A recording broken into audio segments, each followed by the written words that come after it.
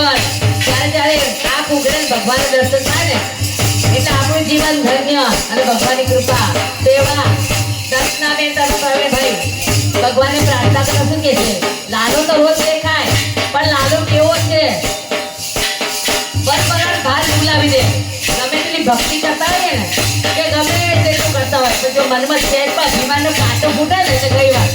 ના કાંટો ના ફૂટે ધ્યાન રાખજો તો લાલો કેવો છે